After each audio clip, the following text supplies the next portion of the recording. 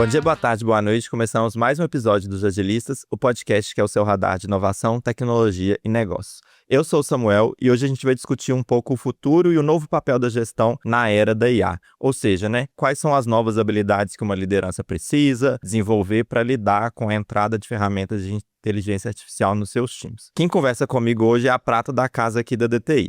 3 pessoas que têm discutido muito a utilização de IA dentro dos times e a mudança da visão de liderança hoje aqui dentro também. O André Guimarães e a Ângela Duarte, que são head de operações aqui na DTI, e o Hammer Lage, que é head de tecnologia. Tudo bem, pessoal? Tudo bom, Samuel. Obrigado pelo convite. Vamos bater um papo aí hoje, né? Oi, gente. Obrigada, Samuel. Bom estar aqui de novo com você. Bom dia, pessoal. Bom estar aqui para falar novamente e prazer gravar pela primeira vez com o Samuel. Muito legal. Sem perguntas difíceis hoje, né, Ângela? Por favor, né? Acho que vai ser difícil com o tema, tá? Mas pra gente começar, eu quero trazer a pergunta que eu trouxe no início. Vocês acreditam que nessa era, com a IA, com as novas ferramentas, as lideranças precisam desenvolver novas habilidades ou mudar a sua forma de gestão dos times? Aí vamos deixar o Andrezão começar. Então, é claro que a gente tem que ter um olhar diferente porque a IA tem mudado muita coisa, né? Acelerado muita coisa, mudado o nosso jeito de pensar, de executar coisas. Mas eu acho que vários assuntos têm emergido aí nos últimos anos, assuntos como o líder, né, a liderança sênior da empresa não tem que ser oráculo, tem que mudar um pouco o direcionamento das decisões dele mais para a ponta, a gente vive muito isso aqui no nosso dia a dia e tal. Então eu acho que já tem assuntos que têm sido falados já tem um tempo, já tem alguns anos. Eu acho que hoje eles têm ganhado mais força porque o poder de execução mudou, né? Hoje a gente delega muita coisa de execução para IA e o líder, ele tem que realmente inspirar e fazer emergir nas pontas, né? Ou seja, em quem executa, né? Esse poder de transformação, de execução, de decisão. E hoje,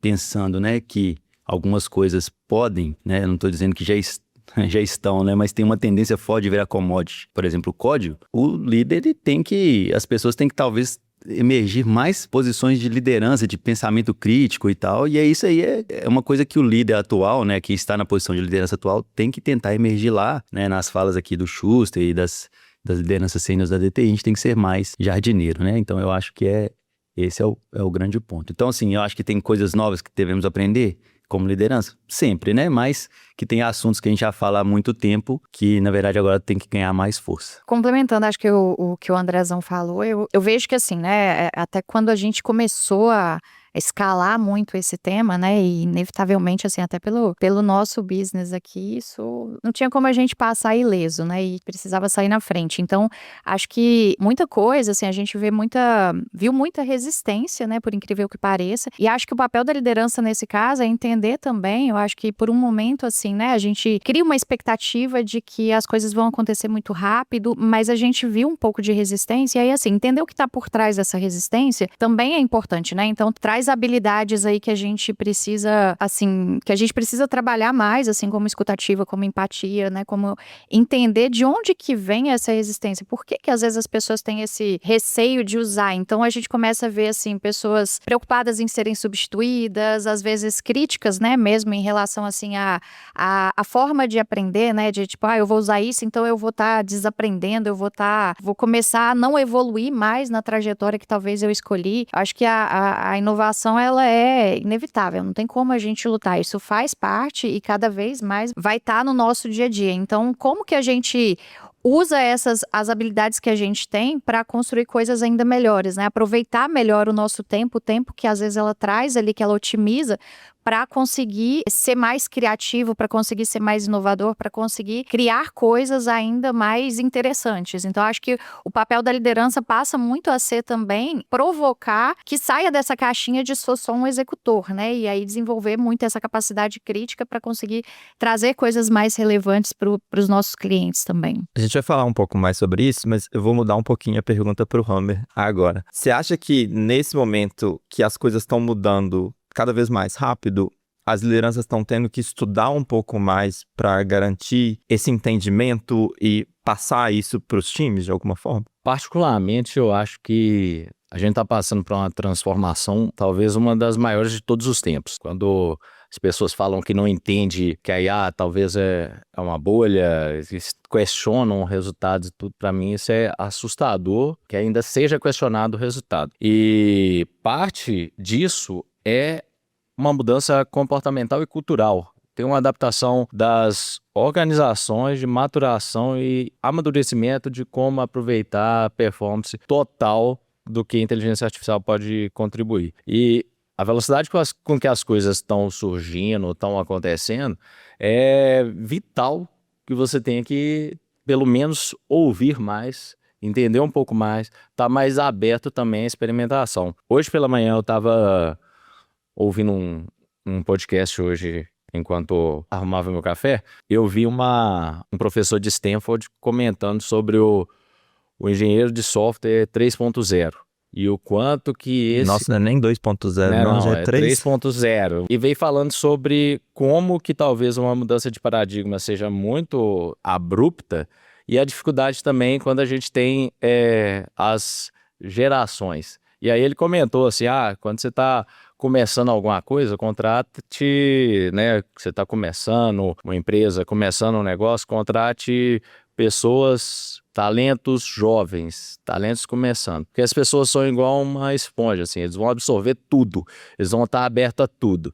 E geralmente seniors, developers, né, os engenheiros muito seniors, eles estão com um pouco de resistência até pela mudança de paradigma. Então, assim, sobre aprender, eu acho que a primeira coisa é nunca se colocar nesse local de resistência, pelo menos ouvir, tentar entender, tentar experimentar. Eu acho que essa é a primeira coisa, estar aberto 100% para realmente depois de bastante tentativa e aprendizado nessa mudança cultural que também vai acontecer, aí eu acho que a gente começa a falar o que funciona, o que não funciona, o que não serve para mim, né? É interessante isso que você falou, pensando que a gente, na posição de liderança, né? Todo mundo que está na posição de liderança tem um fator de inspiracional e até espelho, né? Quando o liderado, ele vê que o líder, além de falar de IA, ele usa, né? Porque, assim, uma coisa é você falar, né? Ter um certo nível de expectativa e cobrança de que quem está na ponta executando está usando IA. Mas quando, né, aquele liderado ali, aquela pessoa está vendo que a liderança dele está usando de forma ativa, é muito mais fácil uma pessoa entender que, assim, cara, esse é o momento. Se eu quero chegar em outro patamar, eu também tenho que seguir isso aqui. Então, porque a gente é sempre espelho, né? A gente, às vezes, nem percebe o tanto que a gente influencia outras pessoas, né? No dia a dia. Então, assim, acho que até falando disso que o Samuel perguntou aqui, tem que estar aprendendo o tempo inteiro, porque pessoalmente é vital, né? Porque senão a gente também vai ficar para trás. E para ter esse fator de inspiracional, você tem que ter isso também, né? Para as pessoas entenderem que, sim, não é da boca para fora, entendeu? A liderança está comprando também esse movimento. E aí, assim, a gente falou um pouquinho de liderança e agora eu queria entrar um pouco na utilização da inteligência pelos times e como que vocês conduzem isso. E aí, dentro desse ponto, eu queria fazer 2 discussões sobre esse desafio, né? Que é a liderança incentivar o uso, a resistência que a gente tem, a parcimônia que a gente tem ali, o equilíbrio que a gente tem que ter na utilização.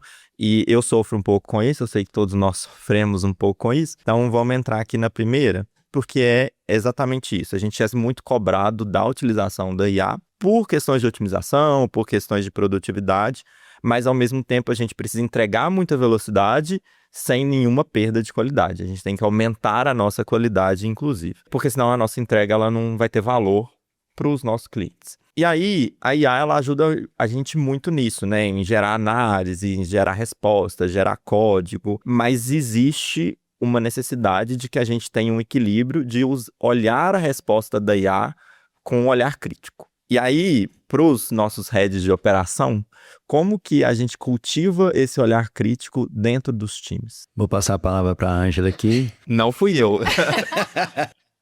Assim, eu acho que a gente tem que partir da premissa, lembrar que assim, né, a IA, ela dá respostas baseadas no que ela foi treinada, né? Então, ela é muito boa ali em trazer informações baseadas nos dados que ela foi treinada, mas assim, eventualmente ela é até bastante criativa também, mas eu acho que assim, nada substitui essa capacidade humana também de pensar em, né, no e se, né, no cenário assim, e se a gente se a gente sair da caixa aqui, se a gente for por outro caminho. Então, acho que nesse ponto a gente consegue trazer essa perspectiva, assim, né? Trazer essa capacidade de criticar, né? Trazer isso para os times de tipo, cara, por mais que ela seja muito boa, ela vai otimizar o tempo, nada substitui ali a necessidade do olhar humano, de criticar, de olhar se aquilo faz sentido para o contexto, né? A gente aqui está inserido em diferentes contextos de negócio, então, será que aquela resposta ali faz sentido, né? Para o contexto que eu estou atuando aqui? Trazer perspectivas diferentes, né? Então, acho que cada vez mais, uma coisa que a gente tem feito bastante é trazer ritos, assim, formas do time discutir mais as coisas. Porque como a gente ganha muito tempo, né, com atividades que são repetitivas, a gente consegue otimizar bastante, a gente precisa trazer esses momentos de discussão para as pessoas sabatinarem aquela solução, para sabatinarem aquelas respostas, para desenvolver esse senso crítico que a gente falou, porque eu acho que isso vai ser muito importante, assim, gerar código, ela vai fazer muito bem, mas ter esse olhar, se aquilo é o que a gente precisa, é o que vai tornar diferente aquele profissional. Então, trazer até essa tranquilidade, talvez, para as pessoas, de que, assim, a gente não está aqui falando da IA te substituir, né? A gente precisa dessas pessoas para poder continuar evoluindo e para trazer o que ela não é capaz de fazer, assim, essa criatividade que talvez ela não é capaz de trazer para o que a gente precisa na hora de desenhar uma solução. Vou me intrometer, mas assim, no relatório do Dora de 2024, a gente tinha 83%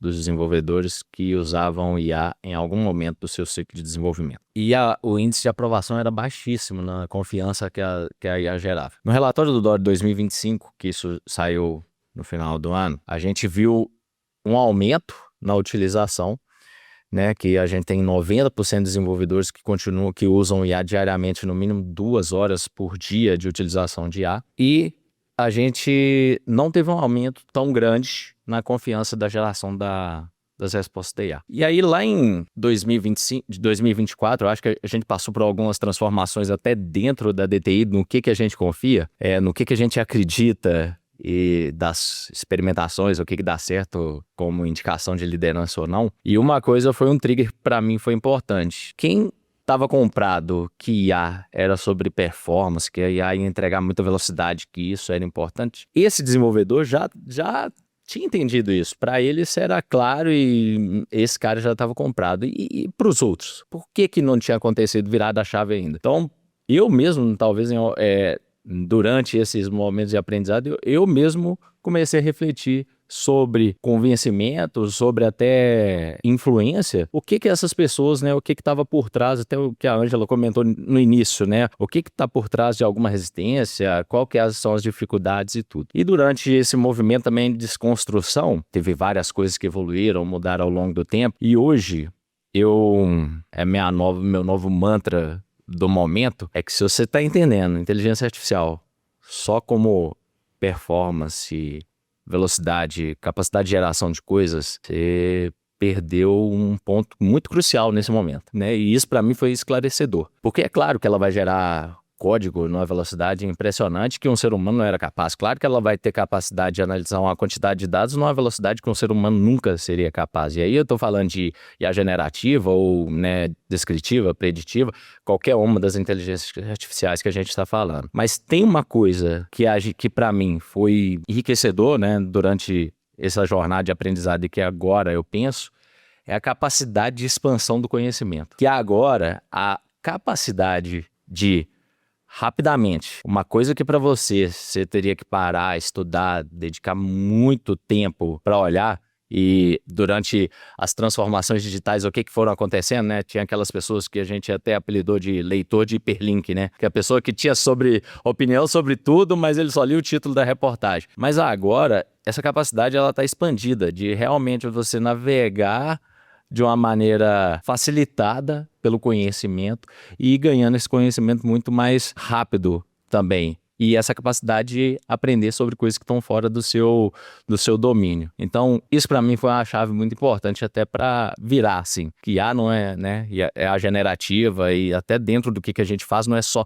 sobre geração de coisas, mas também sobre essa capacidade aumentada da inteligência humana, e isso para mim foi transformador, assim. Enquanto você estava falando, eu estava pensando sobre isso. E aí tem a questão do leitor de hiperlink também. Mas você não acha que em algum momento essa expansão ela pode ser meio superficial também? Da gente achar que a IA vai dar tudo o que a gente precisa nessa questão do conhecimento? Você falou um negócio muito bom e que cruza também, né, que sobre rotina de aprendizado e até as crianças mesmo, que a gente já viu aqueles videozinhos na internet, a criança perguntando para Alexa, né, os deveres de matemática, quanto que é 3 mais 3.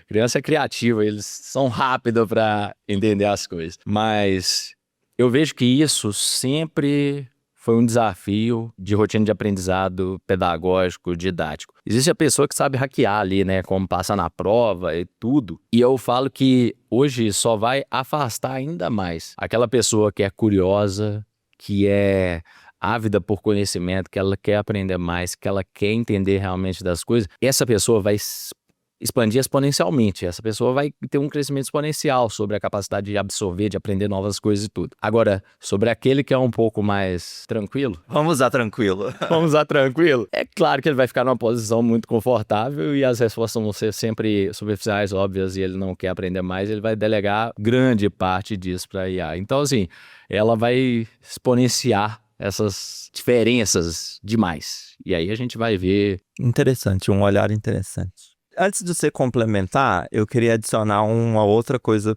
para você responder, que é: você acha que esse olhar crítico ou esse olhar de inovação, de aprendizagem, tem um pouco a ver com o perfil ou com a senioridade? E aí eu tô olhando mais para os nossos times, né? Então, por exemplo, é claro que a gente espera que um desenvolvedor mais sênior tenha um olhar mais crítico para o que a IA gera ou para a capacidade da IA do que um desenvolvedor júnior. E o que você acha disso? Então, eu acho que vai casar bem com a minha resposta que eu já estava pensando aqui na discussão e não ia fugir da responsabilidade aqui, tá, gente? Só quis dar a primeira palavra para a Ângela.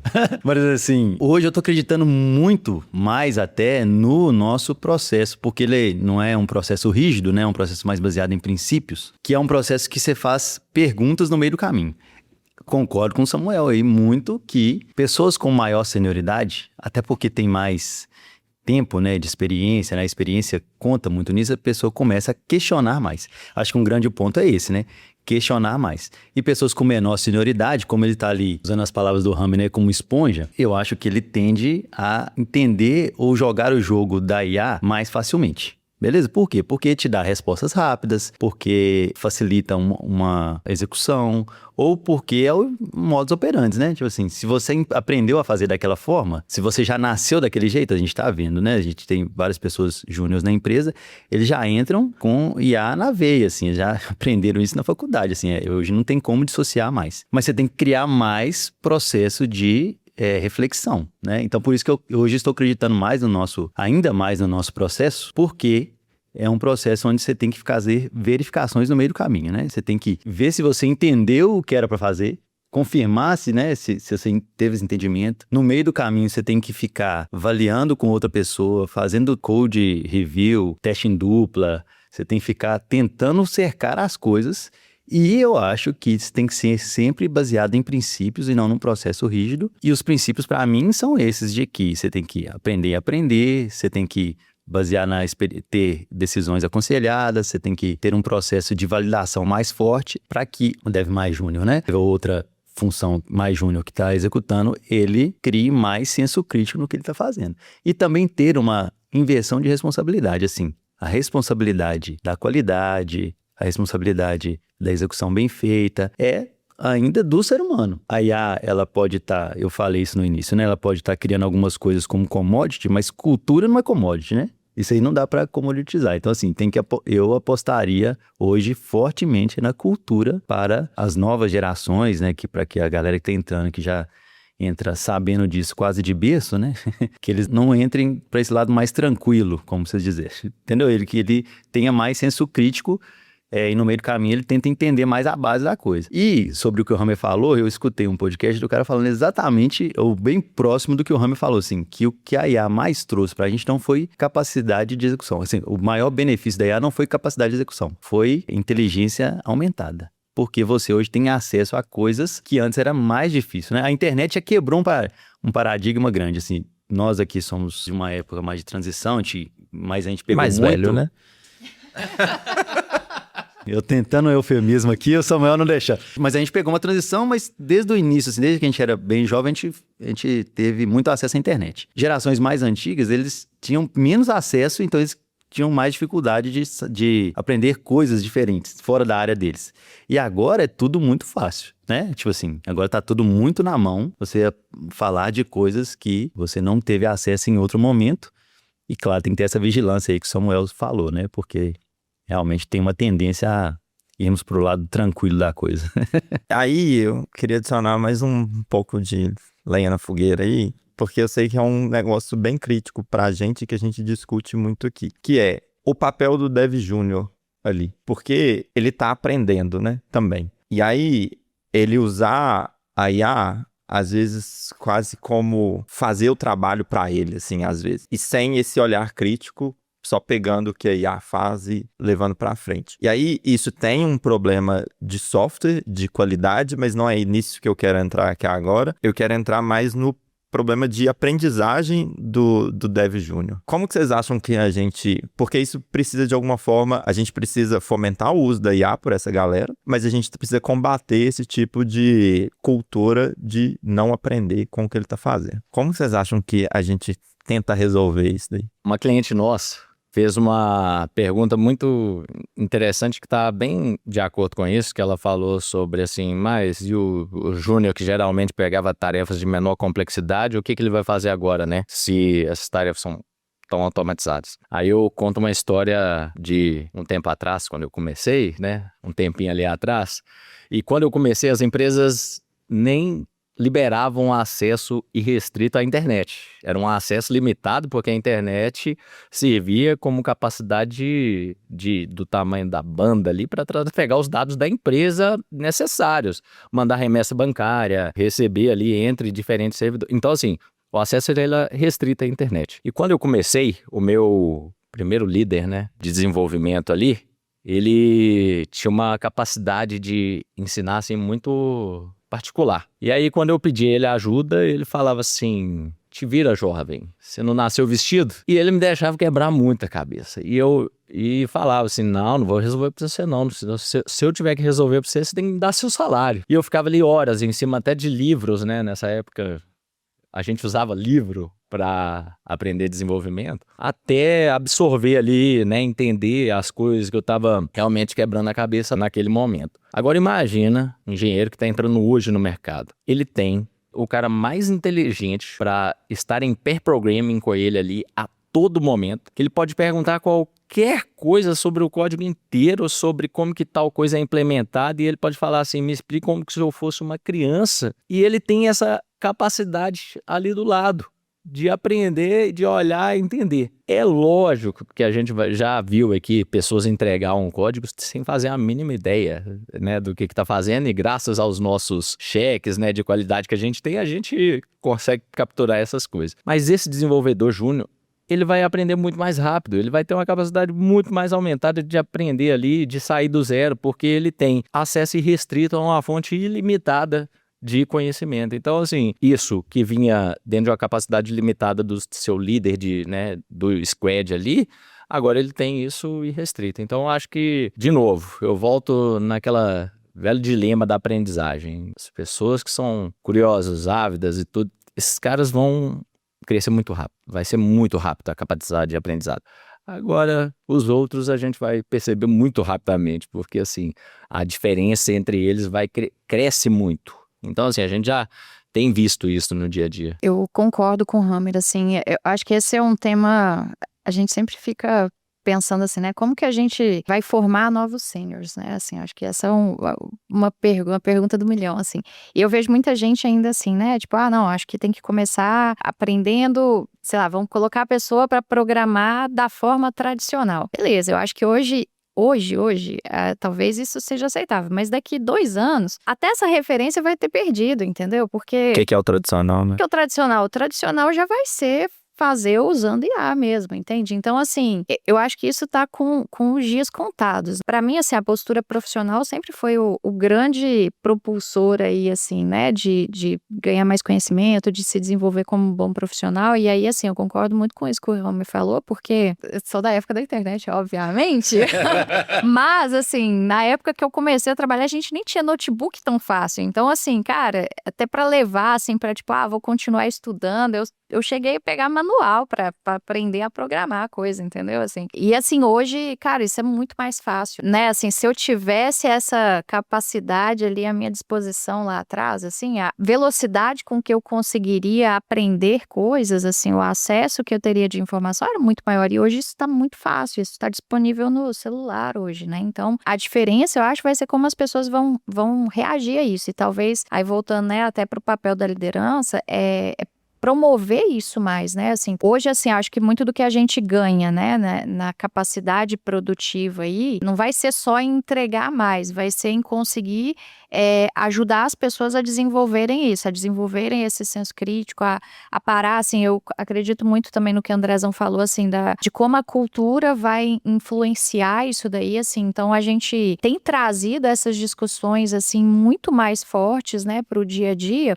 porque é isso que eu acho que vai fazer muita diferença, assim, de dar a segurança para a pessoa e de estimular ela a procurar, a aprender e questionar a forma como a gente aprende e como a gente trabalha hoje. Assim, minha pequena contribuição aqui, eu também acredito que é o seguinte, a gente não consegue, ainda mais com essa disrupção toda que estamos vivendo, prever futuro, né? Então, assim, não vai dar. Mas eu acredito muito no longo prazo. E eu acredito que no longo prazo não se sustenta nenhuma falta de comprometimento com o aprendizado, né? Então, assim, eu concordo bastante com o que o Rami falou, de que pessoas vão se diferenciar por isso, e novas profissões vão ser criadas, né? Esse assunto já deve ter sido discutido em vários outros episódios aqui do podcast. E eu acho que aquele que pegar isso como uma ferramenta, né? Um potencializador de aprendizado e de execução é quem vai realmente querer aprender sobre isso e não só usar isso como uma ferramenta isolada, assim, eu uso e jogo fora, né? Eu uso e só naquele momento, mas querer aprender as bases da execução, querer aprender mais sobre. Uma das coisas que a gente tem visto, né, é que, às vezes, você fala em construção de software, né, que é nosso core aqui, e ele é muito rápido, mas ele não resolve problemas de requisitos não funcionais, de escala, de qualidade. No longo prazo, aquele código ele começa a ficar difícil de dar manutenção. Então, assim, eu acho que no longo prazo, quem usar a IA como capacidade de potencializar o aprendizado realmente vai se diferenciar. E aí, evoluindo agora um pouco a conversa, indo para o segundo ponto que eu falei que eu queria discutir 2. E aí, voltando lá na pergunta inicial das habilidades e sobre o futuro do trabalho. Hoje, nessa era com a utilização de IA, em usar todas as ferramentas que a gente tem de tecnologia, existe um grande desafio que é a mudança cultural da organização. E a forma como a organização pensa o trabalho, pensa o fazer o trabalho e na forma como as pessoas pensam no trabalho delas. Como que a gente vence esse desafio? E aí, para complementar, a IA fez vocês mudarem o trabalho, a forma como vocês enxergam o trabalho de vocês como líder? Isso aí é uma boa pergunta e essa semana eu tô empolgado porque eu falei assim, a primeira pessoa que a IA substituiu foi eu. Porque grande parte do nosso trabalho que está, né, à frente com clientes, que recebe primeiro os contatos com os pedidos de ajuda e problemas que a gente pode resolver com o cliente, a gente está envolvido. E eu criei um agente, um sistema gerador de propostas que eu coloquei vários engenheiros para discutir entre si trade-offs entre quais soluções usar, quais que são melhores. Na mesma forma, eu também coloquei pessoas ali que pensam em negócio, pensam em produto, e aí surge um especialista daquele business para poder fazer uma discussão também. E por fim, coloquei uma outra skill ali para gerar até o PPT, que a gente apresenta para o cliente. E aí, grande parte disso durava alguns dias até a gente entregar isso para o cliente. E quando eu vi isso funcionando, eu falei, meu Deus, isso aqui posso ser mandado embora, porque grande parte do que eu faço hoje em dia é pensar, né, ajudar o cliente nosso a pensar em soluções. Mas essa curadoria, esse olhar crítico e saber evoluir, chegar até lá, eu acho que vai transformar organizações inteiras, assim, e tem transformado até a minha forma de ver o meu próprio trabalho. E aí eu fico repetindo isso com as pessoas também, porque, como o André falou, logo no começo, né? As pessoas se inspiram, acabam olhando pra gente, tentando entender, para se espelhar. E essa cultura de inovação, de aprendizagem e de que você pode questionar até a forma como que você faz o seu próprio trabalho, isso tem que ser diariamente feito. Porque tem um professor meu que fala das matérias de desenvolvimento, que ele fala assim, o que diferencia o software bom para o software sensacional, excelente? Aquele software que tem um sabor especial, que tem um tempero especial. Aí ele fala que, assim, isso não é entregue rápido. Isso não é entregue na primeira vez que você itera em uma coisa. Essa diferença entre os dois tá lá no final, naquele último esforço, último gás que a pessoa dá, é lá que tá o software especial, assim, sabe? E eu acho que essa capacidade da gente gerar esse tempero, né, esse sabor, ele vai continuar no último ali. Então, acho que questione a si mesmo, questione as suas próprias capacidades, questione se você já não pode fazer melhor, e aí eu acho que esse último pedacinho, esse último, né, limite de esforço, ele vai ser sempre recompensado. O Hammer estava falando assim, né? Eu posso ser até mandado embora, mas o que ele não substituiu aí foi assim, por exemplo, a capacidade de ouvir o cliente e conseguir transformar o desejo do cliente ali numa proposta que vai fazer sentido e tudo mais. E assim, eu acho que cara, se transformou o meu trabalho. Tem hora que eu falo assim, não, como é que eu fazia isso antes?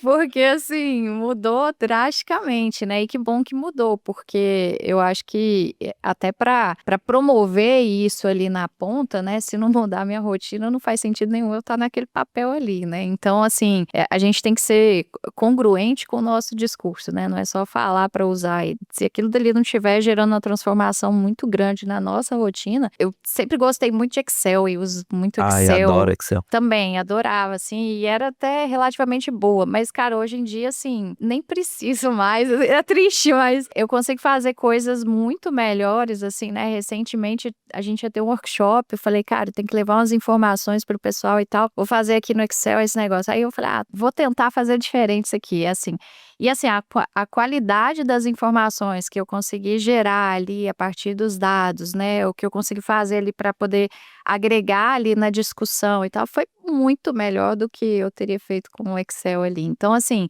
e muito mais rápido também, né? Então, assim, a gente consegue elevar o nível das nossas discussões, assim, a gente consegue estar um passo à frente do que a gente estava antes ali, manipulando a informação para poder, tipo, provocar esses insights. Hoje a gente já consegue chegar muito mais preparado, assim, para discussões, seja com cliente, seja com equipe. A gente consegue fazer as coisas de uma forma, assim, a gente consegue aproveitar muito mais essa capacidade ali para dar esse tempero e conseguir tirar insights muito mais relevantes do que a gente tinha antes. Então, acho que até o nosso conhecimento, assim, dos anos aí de estrada, assim, eles ficam muito mais relevantes, porque a gente tem mais tempo ali para conseguir... a bagagem, né, que você tem. para conseguir colocar todo esse conhecimento, assim, e realmente questionar a forma como a gente está fazendo, o que a gente pode fazer diferente, enfim. Eu concordo muito com o que vocês dois falaram, e respondendo as duas perguntas do Samuel, a primeira, vou fazer um link com o que eu falei no início, né? Como se colocar nessa posição de líder, para mim, ainda é inverter. E a gente falou muito de aprendizado. E as novas gerações, gente, assim, eles têm muito a nos ensinar, né? Porque essa galera, eles aprendem muito rápido. Todo dia sai uma coisa nova. Você assusta, o pessoal tá usando coisas diferentes. Então, assim, é o líder, né? Deixar de ser oráculo, já deixou há muito tempo. E ele aprender mais com a ponta, mais com as novas gerações, mais com quem tá entrando. Estar sempre atento a mudanças e ver na prática como que isso está sendo feito no contexto, né? E ficar inspirando cada vez mais, instigando ali o pessoal a usar e você aprender com aquilo, né? Ter escuta ativa e olhar atento para você ir aprendendo sobre aquilo. E da segunda, eu acho que é isso que vocês falaram aqui no meu dia a dia, é muito semelhante, assim, é muito parecido, de que, cara, muita coisa que antes eu gastava um tempão para fazer, eu gastava até... em questão, tipo assim, muita informação estava comigo, então eu tinha que ter um tempo maior de pesquisa, de entendimento e tal. E hoje ela está muito mais acessível, está muito mais na minha mão. E a capacidade incrível de você dar respostas boas e rápidas ou materializar coisas que antes eram difíceis de materializar numa conversa com o cliente. Então isso aí para mim talvez o que mais tem mudado o jogo, que você pega uma situação, pouco tempo depois você consegue discutir sobre aquela situação com uma coisa materializada e não só com ideias que você está escrevendo num quadro. A gente adora escrever em quadro, mesa aqui, né? Mas às vezes você consegue materializar aquilo muito melhor e para um nível de pessoas que talvez esteja até um pouco mais distante de TI, isso é muito bom. Porque às vezes você já falando, você vai materializando na sua mente como seria aquela coisa e tal. Mas para o cliente, ou para algumas pessoas no cliente, talvez estejam mais do lado do negócio, quando você consegue materializar aquilo de uma forma mais visual ou navegável, aquilo ali dá um poder muito grande pra gente. É recente, a gente até, assim, você falou dessa materialização, eu lembrei, né? A gente apresentou uma proposta para um cliente e era um contexto que a gente já conhecia, que a gente já tinha trabalhado em outro cliente, né? Então isso trazia pra gente um conhecimento de negócio ali relevante.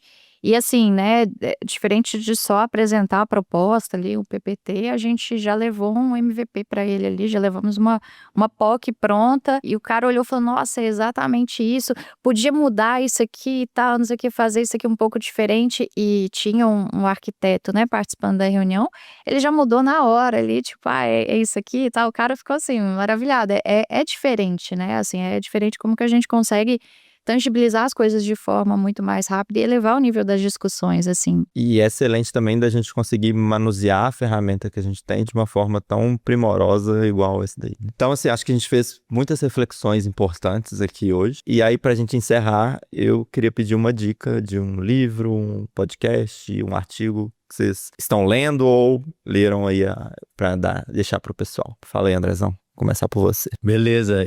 Por coincidência, né, eu acabei de ler um livro agora do Simon Sinek, The Infinite Game, que é um livro sobre liderança e é um livro que fala de um olhar, assim, interessante sobre o tema, que é o seguinte, né? Basicamente, o livro fala que a gente tem dois tipos de jogos no mundo, né? Tem jogos finitos, que são jogos de, tipo assim, as regras são claras, os players são claros, né? Assim, um jogo de futebol, você tem 11 de cada lado, você tem que fazer gol. Beleza? E quem fizer mais gol vai ganhar. Esse é o jogo finito. Mas que em negócios, que na vida, né, em relacionamento, esses são jogos infinitos. Em falando de negócios, a gente não sabe a maioria das coisas. A gente não sabe as regras, a gente não sabe os players, as coisas vão mudando em velocidade muito alta. E que você tem que ter um olhar da liderança para o futuro, um olhar corajoso de entender que nós não sabemos as respostas, que a gente tem que tentar procurar mais as perguntas e ter uma coragem de encarar algumas coisas com um certo objetivo, algum certo princípio. Porque se você procurar só um nível de lucratividade, ou seja, querer jogar mais um jogo finito, que é tipo assim, estou sempre ganhando, às vezes você não vai conseguir. E às vezes você vai sempre ganhar de um lado mais confortável, tipo assim, você acha que sabe as regras do jogo, e aí no final você não sabe. Então o livro é muito interessante, fica a dica aí, né?